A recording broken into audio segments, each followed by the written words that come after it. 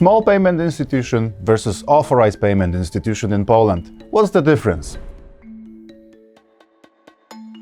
If you are planning to offer payment services in Poland, there's one question I hear all the time. Should I go for a small payment institution or an authorized payment institution license? I'm Piotr Putyra, managing partner at Dudkowiak Putyra Business Lawyers. For over a decade, I've been advising fintechs, banks, financial institutions and investors on licensing, compliance and payment regulations in Poland and across the EU.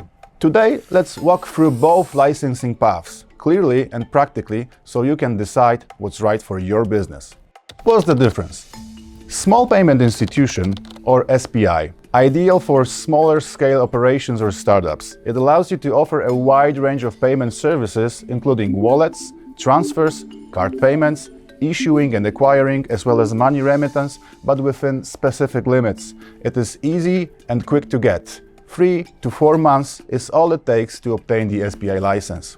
What's more, there are no equity requirements applicable to SPIs. Authorized Payment Institution, or API, is a PSD2 directive-based, full-scope license for larger, growth stage companies ready to scale across the EU.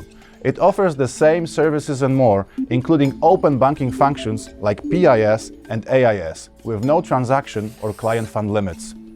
What are the limitations of a small payment institution? There are 3 main ones. Territorial limitation. Since SPI is a Polish domestic license, the payment services provided by SPI shall not cross the Polish border. Wallet limitation. SPI shall not hold in custody more than 2,000 euros of client money per user. Transaction value limitation. The average value of all payment transactions executed by SPI shall not exceed 1.5 million euros per month in the preceding 12 months. But here's the upside. If you apply for upgrading the license to API, your SPI will benefit from an increased transaction value limit. What about the authorized payment institution?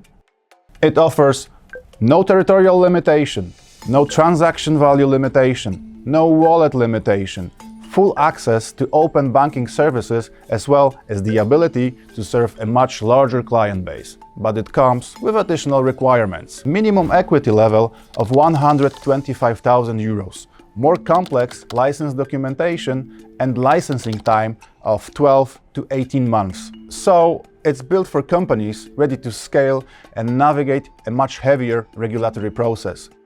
Which one should you choose? If you're testing the waters in Poland, launching a new fintech product or validating your payment model, start with a small payment institution. You'll move faster, spend less, and still operate legally with a solid range of services. What's more, you can always smoothly transition from SPI to API license with our help, or just sell the company. If you're entering with a mature model, seeking EU-wide expansion from day one, or aiming to integrate open banking, then go for the Authorized Payment Institution license. At Dudkowiak Putyra, we've helped launch and license both SPIs and APIs with a total of more than 70 licenses obtained for our clients, including 50% of all API licenses granted in 2024. Need help deciding whether you're launching a digital wallet, a remittance app, or embedded finance services? We are here to help. Contact us at info@dudkowiak.com and check our guides about fintech on our website dudkowiak.com, as well as our fintech newsletter available under this QR code. Let's make compliance your competitive edge.